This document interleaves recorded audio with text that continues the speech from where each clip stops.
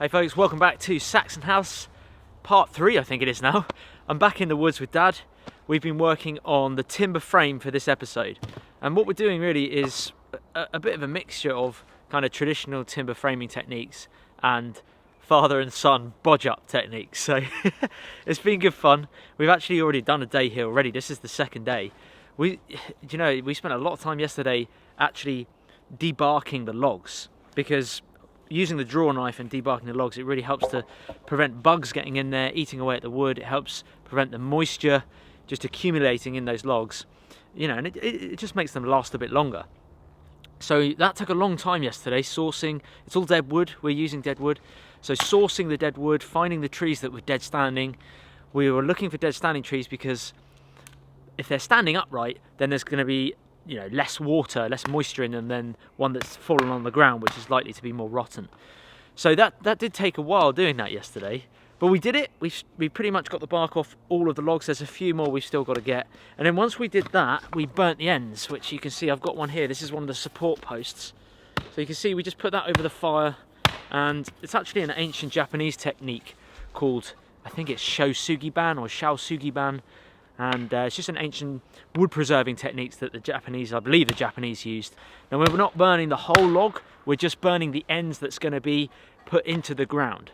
So these are going to go directly into the ground, probably about that much as well. Maybe 18 inches, 20 inches into the ground. Once we did that, obviously we had to get fire going. We had a bit of food in the pallet cabin, that was good fun. And we just took a breather because we've been doing quite a bit of work yesterday. We then started to make the tenon joints, the mortise and tenon joints. So we're going for a kind of traditional mortise and tenon joint structure for the timber framing. So here we have the tenon just there, which I cut yesterday. We've done all of them now. They're all cut. They're all ready. Essentially, we've now got to make the mortise holes, which is going to be for the horizontal logs that will sit on top of this. Potentially, we might put a wood peg in there as well, just to give it a bit of added security. But that's essentially what it looks like, and it's a nice kind of clean square cut, well, as clean as we could get it anyway. And hopefully this should, you know, last quite a while, because it's using the weight of that structure is all supported by itself. That's the kind of plan for this Saxon house anyway. I'm not sure whether the Saxons would have done this type of joint. To be honest, maybe you guys know a little bit more about that. But that's the aspect we're going for. We're not going for historically correct, we're going for slightly historically correct and putting our own touches on it.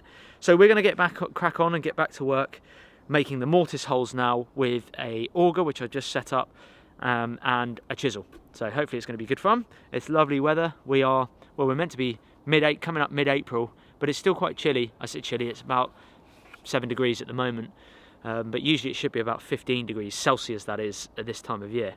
But we've done a lot of work and we're looking forward to it. I hope you guys are enjoying the series so far. If you're not subscribed already, do just hit that subscribe button and tick the bell so you can get notified when we upload new Saxon House episodes. Right, let's crack on with some work.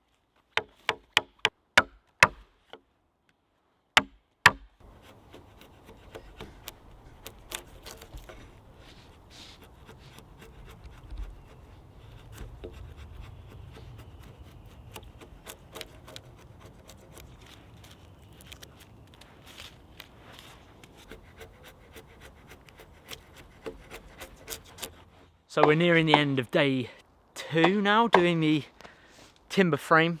We've done pretty much all of the mortise and tenon joints now. You can hear Dad banging in the background. He's just doing the last one. It's surprisingly time consuming. It does take a lot longer than we expected. But it's been a lovely day. The lighting's not been amazing for filming, to be honest, where it's all that dappled light. So some shots are really bright, some are really dark.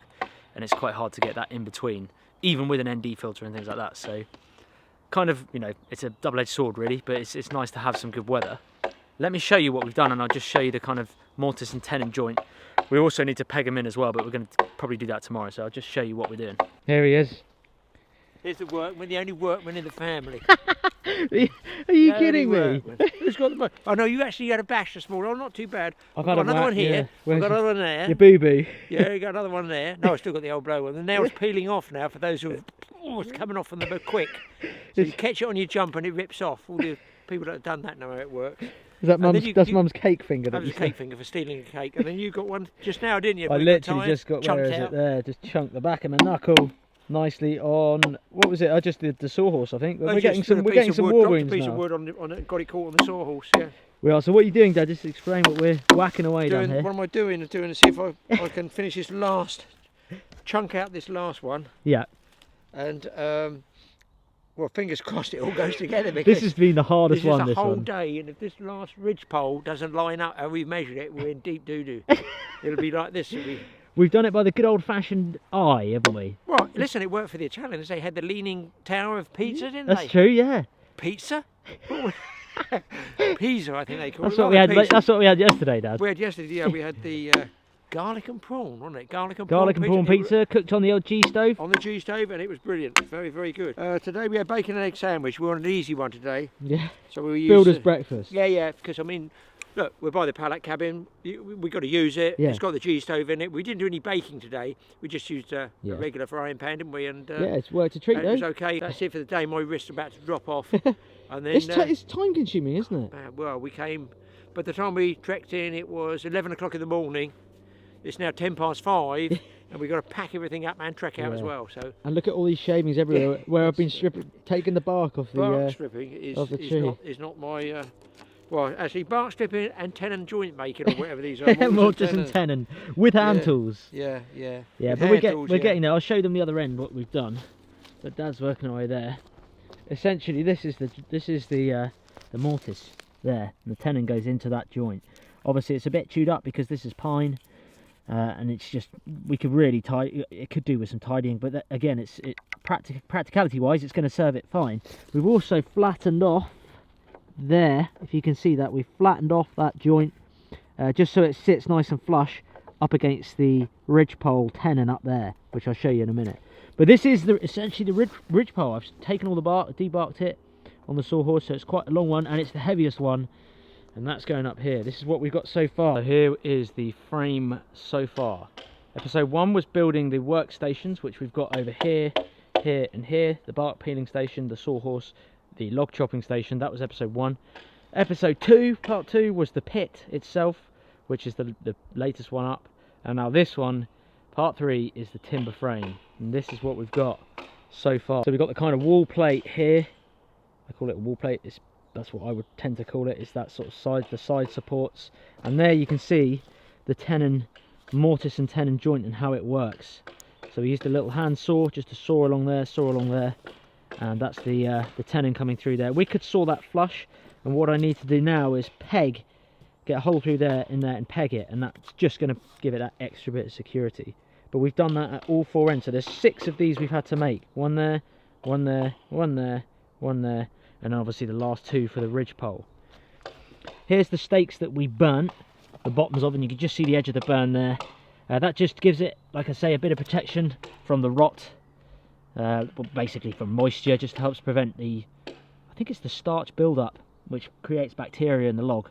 So it just prevents it, doesn't completely prevent it, just helps to reduce it. Over time that will rot. We probably should have gone for a wider wall plate log, because that gap there is obviously, well, eventually the rafters are going to come over here and hopefully prevent moisture from getting in there. But if moisture did land here, that's over time going to wear away and rot away this joint.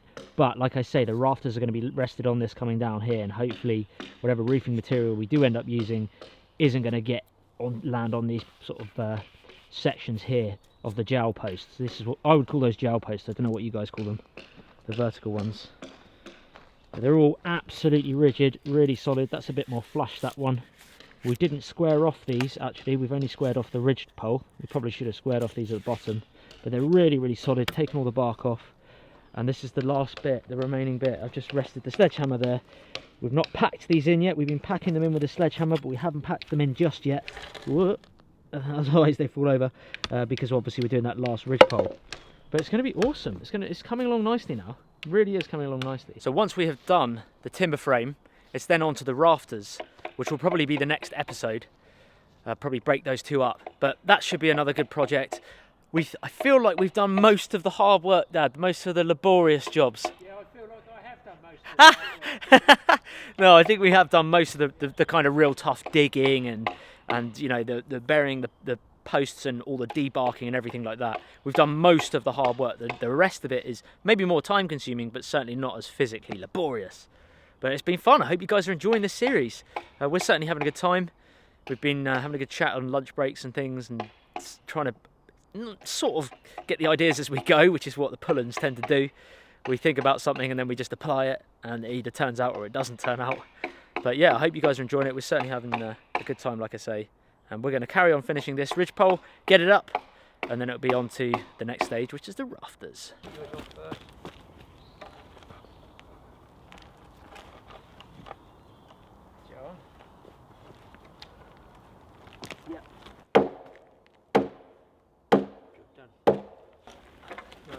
We're going to push it right up first. Yep.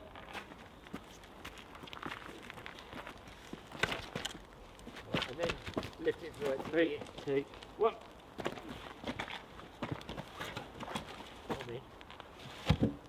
Yep. Good. Perfect. Right next door to it, then we can let go and adjust it ourselves. That's it. That's that. Yeah. Job done. Right. Well, keep an eye on it because it'll split your head open if it hits it. Do you want the shovel, or are you right? I can hold this. There you go. This is working. Keep watching it all the time. It's about level. Yeah.